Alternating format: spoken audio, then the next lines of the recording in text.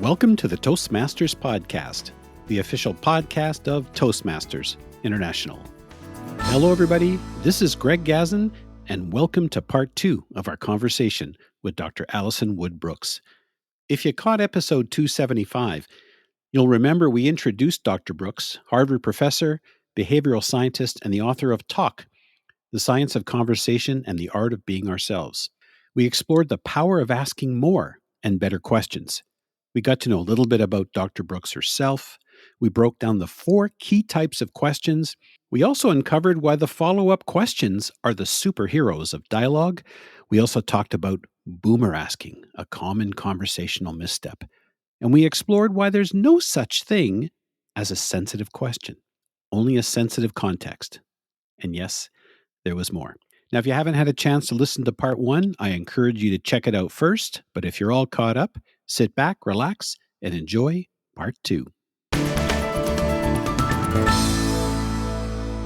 You're obviously the master of questions, because I appreciate the fact that you took the question that I asked and you reframed the wrong or bad questions to sensitive, difficult, or personal questions, because I think many of us, except for reporters who want to know the goods, we're brought up with the idea that these types of questions are taboo and they're crossing the line, or questions that people wouldn't want to answer. But obviously you're saying that your research is finding that isn't in fact the case. That's right. Yeah. I want to make reference to the section of your book, the A from Talk, and the A is for asking. And I love that it opens up with your analysis of a series of interviews between Carrie Fisher. Of course, many of us know her as Princess Leia, the daughter of Debbie Reynolds, and sadly she's passed away, and the interviewer Terry Gross from the Fresh Air series on NPR, transpired over a period of about 3 decades. Now, I found it fascinating not only how the relationship between the two evolved, but also how the questions also evolved. So I'm curious as to, why did you pick that particular story? And can you maybe share a little bit more? I think we've already touched on it a bit, but share a little bit more about the correlation between questions and relationships. Absolutely. Every relationship is just a repeated sequence of conversations over time, and that was true for Terry Gross and Carrie Fisher as well. Terry Gross interviewed Carrie Fisher 3 times on Fresh Air over the span of, I think, maybe 30 years, somewhere around that. And so we as listeners can watch the trajectory of their relationship sort of unfold in this public forum, which is really special. And I'm sure you get to do that too with some repeat guests on your podcast. And we all get to experience that in our lives with repeated conversations with people over time. And what you can hear in these 3 interviews between Terry Gross and Carrie Fisher, first of all, you can very clearly see why Terry Gross is regarded as such an amazing interviewer. She is an incredible question asker. She very famously does a lot of preparation. She always reads people's books and watches their movies and, watches she's just an incredible person of prep. But then in the moment, once she's in the conversation, she also is very clearly working hard to make her conversation partner feel heard, feel safe, feel like she's not coming from a place of negative judgment or exploitation, it would be easy for someone to feel that way on a show like Fresh Air. This is a huge sort of syndicated radio program turned podcast. There are so many listeners. And people go on there and share very personal things about their work and about their lives, particularly Carrie Fisher, who went through all kinds of crazy things: drug addiction, rehab, losing her parents, affairs with Harrison Ford. They're like all of us. She accumulated a lot of drama in her life. And it's clear that Terry Gross makes Carrie feel quite comfortable sharing these things, even in a very public conversation, because of the way that she affirms her conversation partners and how she listens and follows up on the things that seem most interesting. She really chases the energy once she's in the conversation. Terry Gross wrote a book called All I Did Was Ask. So I suspect that she has an obsession with question asking, just like you and I do, Greg. That's fascinating. A little bit of the geek side to me. I'm curious, in what ways can we use some of your techniques or some of the research from your book to get better responses from AI? Ooh. I'm thinking about a couple things, a lot of things related to AI. One is that AI is a really helpful companion for topic prep. So before you enter into a conversation with someone, whether it's for a work engagement or with someone that you're close to, you can use it as a creativity companion, right? Say, okay, I'm going to talk to Greg, the gadget guy. What would he like to talk about with someone like me?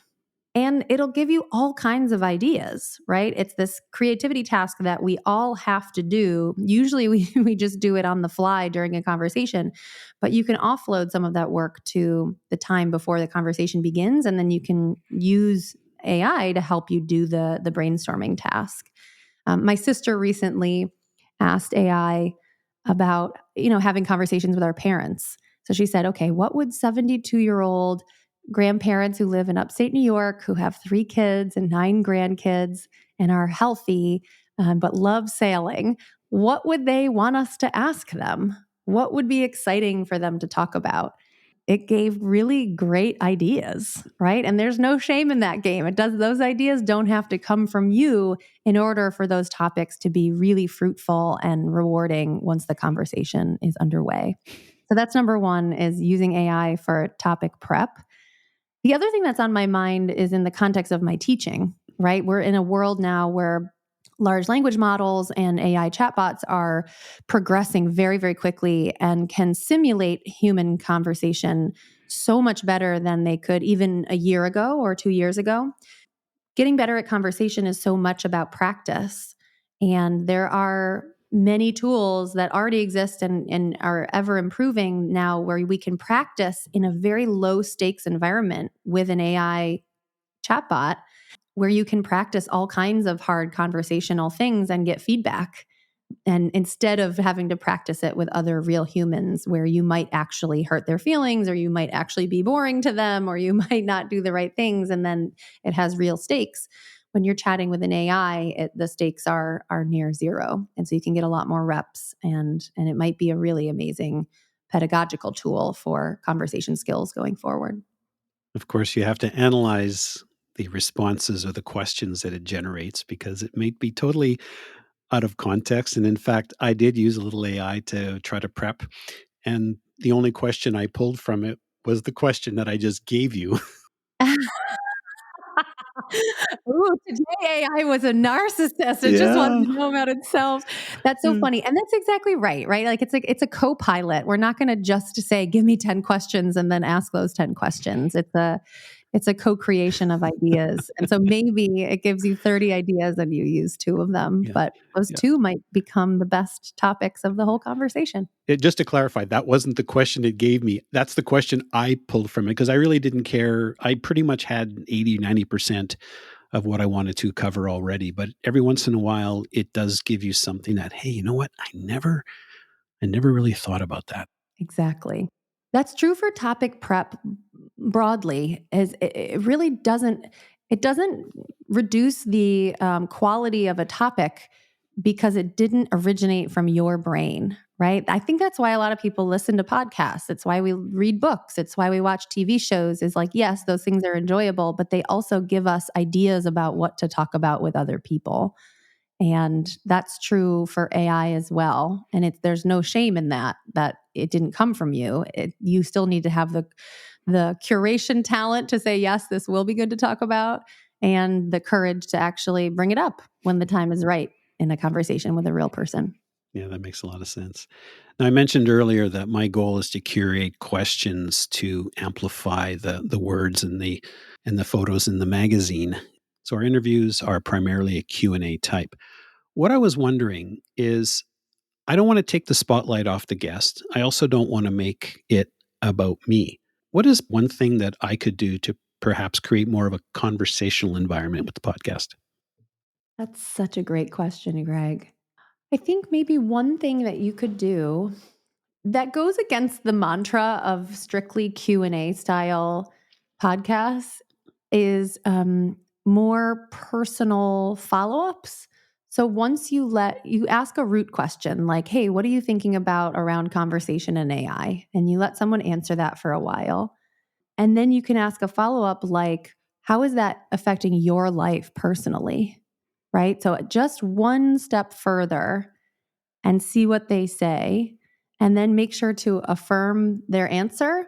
I think just that one extra follow up question. You're so good at sharing your personal stories, but you could also sort of tease that out of your guests as well if they're not just giving it to you right away.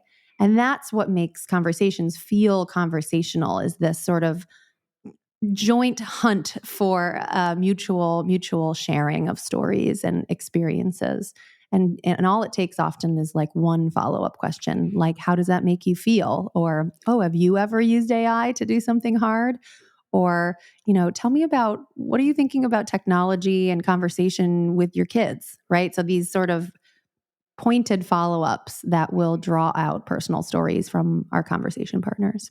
They sound like some of those follow-up questions can often be emotional type questions. Absolutely. That's where all of the good life and all of the good juice really lives, is getting access to people's joy, their excitement, chasing that positive energy, but also unlocking their shame or their fears. And if you can get to a place with someone where they feel comfortable sharing their emotions, both positive and negative, you've won. Speaking of fears, I have to admit, after hundreds of interviews and almost 20 years in podcasting, I had a little moment of imposter syndrome preparing for this episode. I do take a lot of pride. I try to put a lot of care, making sure I have the right questions to bring out the best in my guest and to make sure that I provide a great listen to the audience. But I have to admit, there's a few times I second guessed myself. So I'm curious, Alison, how did I do today? And is there any question perhaps I could have reframed or what have you? Thank you so much for sharing that with me. Your fleeting moments of imposter syndrome are such a gift to me. They mean that you really care and that you admire my work, and that means so much to me. And I also thank you for being confident enough to share that with me. What could you do better? And oh my God, you're so warm and such a great listener. And I think if you were to ask that question to every single person that you talk to in your life, you'll probably get a different answer from every person that you talk to. I think, and this isn't specific to you, Greg, but my brain is so zippy, and so in the legion of middle-aged people recently diagnosed with ADHD. And so what I've realized is I really like zipping along in conversation very quickly and moving across topics really, really fast. What I love about talking to people like you is that you slow me down. It's very calming and soothing and reflective. But I also find myself getting impatient with myself and with at time and with the conversation. That's my only constructive feedback, but I think that's very unique to me. It's not a you problem. No, that's great. And it makes me think, as you mentioned in your book, is to read the room, or in this particular case, try to gauge, maybe mirror the guest a little more. Oh, yes, exactly. And you probably, and I'm sure you do. I think we all do that. That scientists call it entrainment or accommodation, where every time you're in a conversation, both people are probably accommodating or sort of mirroring each other to some extent. Right now, scientists are trying to figure out, are there people who do that more easily and more quickly? Like, are they moving more towards their partners more of the time in their speed and in their habits and the timbre of their voice? Um, and is that good? Is that a good thing? Does that make them better at conversation? And I think, I'm sure you already, it's something that's one of those things that you can sense as soon as you're talking to somebody. What is their preferred pace? What's their preferred pace, speed of speech? What's their preferred pace of topic switching? What's their preferred pace of storytelling? And that's our job, is to figure it out, what our partners most enjoy. I do try to gauge the guest, but what I'm thinking now is it's something that perhaps I need to keep doing throughout the conversation because Mm. perhaps the moment, the mood, something's changed. I also just think I'm weird, Greg. I'm like a very a lightning fast moving from one thing to the next. You've now had the like most extreme version, hopefully, of this preference. This has been awesome. And of course, as a Toastmaster, I do appreciate the feedback, even though perhaps maybe 300,000 people might be listening to this, but that's okay. But speaking of Toastmasters, this topic is very relevant because in Toastmasters and at every Toastmasters meeting, there's a section called Table Topics, of course, which is impromptu speaking. And the table topics master is the individual who curates, who asks the question. So I'm wondering, as perhaps one of our tail off questions is, could you offer a piece of advice to someone who perhaps might be the table topics master for the first time? Oh, amazing. There are, at the end of my book, there are over 100 topic questions. They're drawn from that famous Arthur Aaron 36 Questions to Fall in Love. They're drawn from some of the research that I've done on question asking. And this sort of ties back to what we talked about earlier, which is sometimes the opening question doesn't matter nearly as much as where the conversation goes after that. We do know that on average, questions that sort of probe other people's interests and things that they're excited about go really well because they're easy to talk about. So things like, have you been watching any TV shows recently? What's the best book that you've read in the last year? What hobbies are you excited about? What's your favorite hobby? So positive questions that anyone could answer that are not so broad that you're sort of swimming in it, but are a little bit more concrete, work really well. One of my favorite go-to opening questions is just, what are you excited about these days? Everyone can answer that, and their answers tend to be so revealing of what's going on in their life and what they're feeling motivated and focused on right then. You can get more creative. So my co-author, Mike Yeomans, likes what he calls off diagonal questions. These are things like, what are you good at, but you don't like doing? What are you bad at that you love doing? And I think those can be really fun. They're a little harder to answer, but there's more creativity in them. But again, my sort of fallback always question opener is, what are you excited about lately? And I think it's a great place to start the treasure hunt of conversation. That's fantastic. I find the concept of questions just so fascinating. That's perhaps maybe the reason why I like watching Jeopardy, where you get the answer first and you have to come up with the question. Isn't it so clever? I love Jeopardy too. We're obsessed. We do family competitions, and I've always thought the format was so great. And folks, if you find the concept of questions fascinating, I encourage you to share this episode with your friends and family and fellow Toastmasters. You can find the Toastmasters podcast at toastmasterspodcast.com, toastmasters.org, Apple, Spotify, and anywhere you get your podcasts. And don't forget to check out Alison's book, Talk, The Science of Conversation and the Art of Being Ourselves. And also watch for Alison's article coming up, and we'll also be adding that to the show notes once it's published. Before we leave, Alison, can you please share with our audience how people can get in touch with you, find your book, etc.? Absolutely. You can buy my book, Talk, The Science of Conversation and the Art of Being Ourselves, everywhere you buy books. It's available in hard copy or an audiobook where you can listen to this voice narrating the book. Visit my website, AlisonWoodbrooks.com, to download a Talk workbook if you want talk conversation exercises to do with your friends, family, or coworkers. And follow me on Instagram, Prof. Alison Brooks, or on LinkedIn. I'd love to hear from you. And I send all of my best wishes to you and on your mission to ask more and better questions. Alison Woodbrooks, thank you so much for taking the time to speak with us today, and it has been an absolute pleasure. I look forward to the next question. You're absolutely awesome. Thank you so much for having me.